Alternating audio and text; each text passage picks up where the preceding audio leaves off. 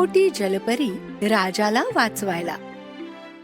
एकदा prince Edward आणि जलपरी राजकुमारी आरिया एकत्र वाऱ्यासारखे वेगात आणि लाटांपेक्षाही उंच जहाज चालवत होते. बघितलंस, पाण्याचा प्रवाह, नावांची ही गोष्ट मला खूप आवडते. एडवर्ड आणि आरिया नेहमीच नवीन जागांचा शोध लावण्यासाठी एकत्र प्रवास करत असत, जी आधी कोणीच पाहिलेली नव्हती. खोल पाण्याच्या खाली समुद्री चेटकीण वेगा पुन्हा एकदा तिचा भाऊ राजा पोसायडनशी समुद्री राज्य बळकावण्याचा विचार करत होती. तिचा सहाय्यक साप गुहेत क्रिस्टल मोत्याजवळ आला आणि हळूच आपल्या डोक्याने त्याला स्पर्श केला. आणि मग मोत्याने जादूच्या माध्यमातून त्याला हे सर्व दाखवलं जे समुद्रात घडत होतं. माझ्या मालकीण, आर्या आणि एडवर्ड एका प्रवासाला निघालेत. वेगा लगेच तिथे आली. सापा, मी तुला किती वेळा सांगितलंय, माझ्या जादूच्या क्रिस्टल मोत्याला हात लावू नकोस. जोपर्यंत ते समुद्रावर आहेत मी त्यांचं काहीही वाईट करू शकते. जर तुम्ही धरती नष्टच करून टाकली तर कसं राहील माझ्या मालकीण? समुद्री चेटकीण वेगा सापाने जे सांगितलं त्याचा विचार करू लागली. मला समजलंय, जर मी जगातली सर्व भूमी नष्ट करून टाकली तर मी सतत आर्याला त्रास देऊ शकेन. पाहते मग राजकुमार आणि इतर माणसं किती वेळ पाण्यात राहतात.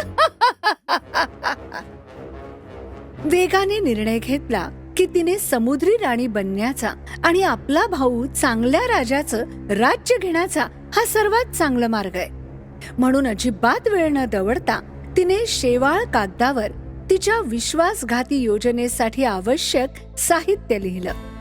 Dear Miss Little Mermaid, you don't know me yet. This is Vega. You all should be afraid. I'll follow you till the end. Snake, always stay awake. Watch Aria and Poseidon. Hope you won't make mistakes.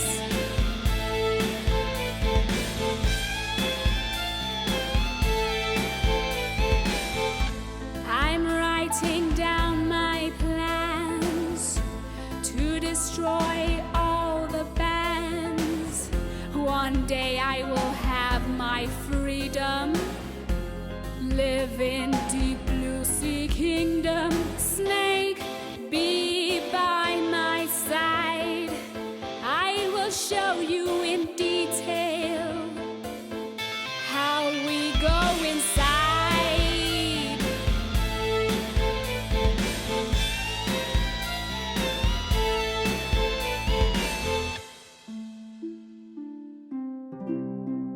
इकडे जहाजावर आरिया तिच्या cabin मध्ये बसून diary लिहित होती. प्रिय diary, जेव्हा मी समुद्रात राहत होते, मी फिरत होते रंगीत कोरलांमध्ये, समुद्री घोड्यांच्या मागे,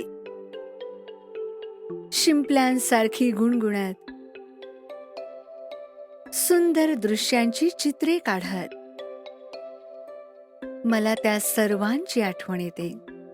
जेव्हा जलपरी आरिया लिहित होती, तिने डेकवर चालक दलाचा आवाज ऐकला. हा सर्च संपला, क्षितिजावर एक नवीन भूमी दिसू लागली आहे. आरिया ही बातमी ऐकून खूप खुश झाली. ती प्रिन्स एडवर्डला शोधायला जाणार होती, पण तिचा मित्र सिगल रिंगो जहाजावर बरोबर तिच्या खिडकी समोर आला.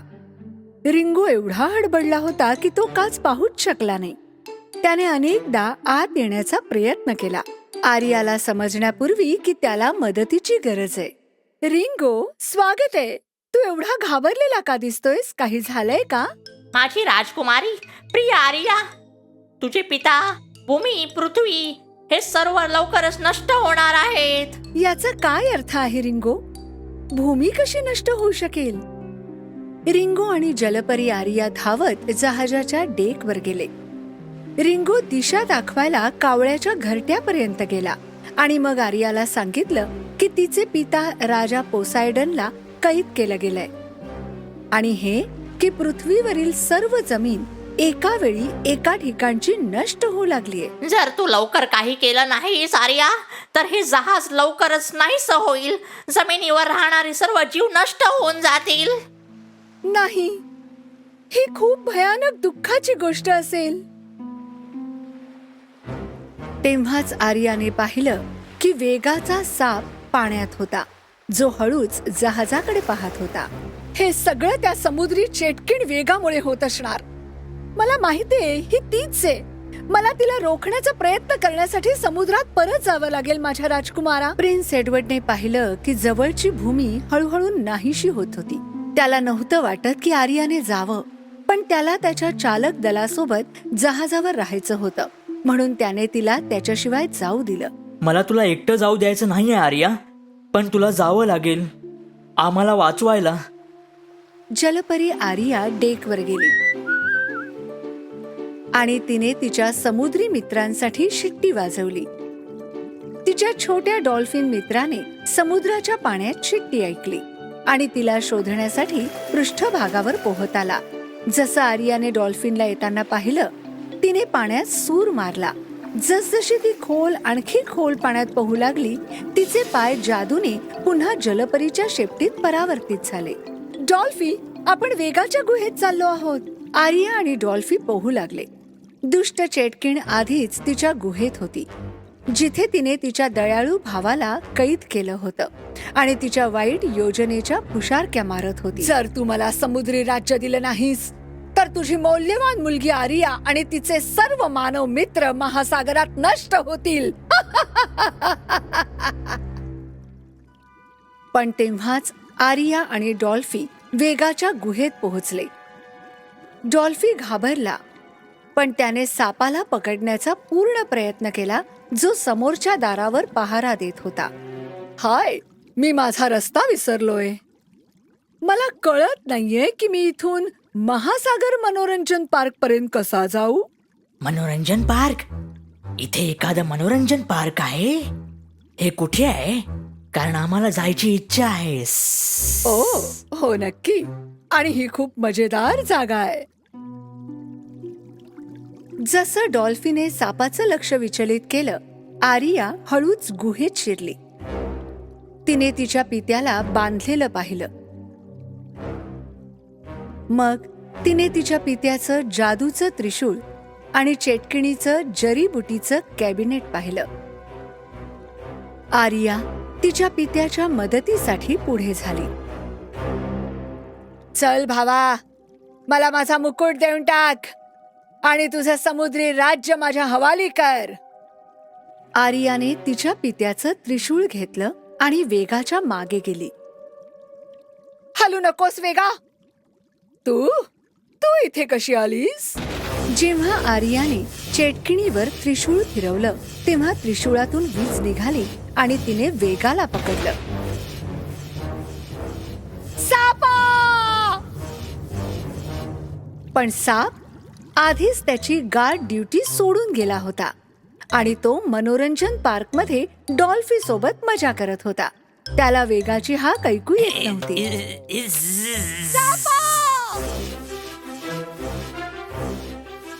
आर्याने तिच्या पित्याला वाचवलं आणि त्यांना त्यांचं त्रिशूळ परत दिलं.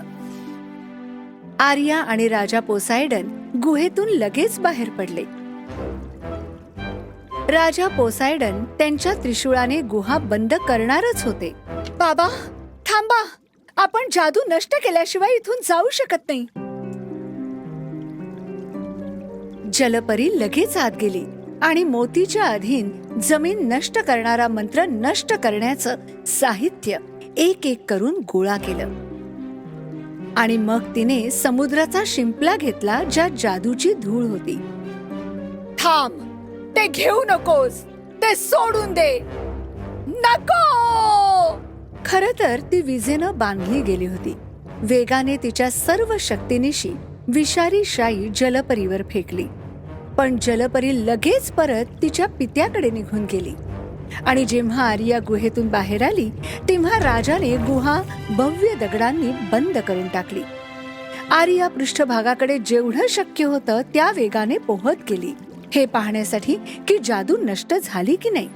प्रिन्स एडवर्ड आणि त्यांचं चालक दल लांबवरची जमीन पुन्हा पाहून आनंदात होते. जमीन पुन्हा दिसू लागली आहे.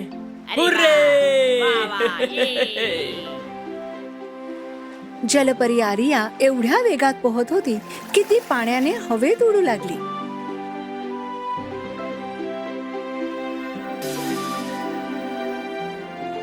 आणि मग तिच्या पायांनी डेकवर उतरली.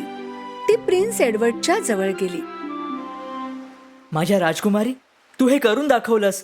तू सर्वच भूमीवरच्या मनुष्य आणि प्राण्यांचे जीव वाचवलेस.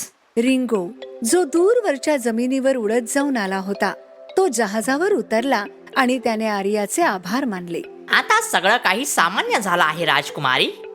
सगळं राज्य आणि भूमी परत मिळाली आहे. आर्या हे ऐकून खरंच खूप खुश झाली आणि ती आणि राजकुमार आनंदाने हसू लागले. इकडे वेगाच्या सहाय्यक सापाला जाणीव झाली की तो मनोरंजन पार्कमध्ये एकटाच होता.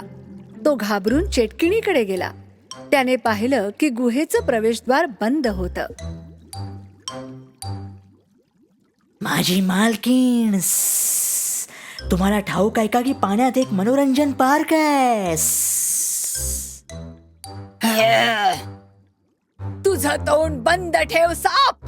इकडे राजकुमारच्या जहाजावर जलपरीने राजकुमार एडवर्डला मॅजिक सी सँड आणि मॅजिक सी शेल दिलं. एडवर्ड, आता काहीही झालं तरी काही फरक पडत नाही. तू या वाळूचा वापर करून कधीही एक समुद्री मानव बनू शकतोस.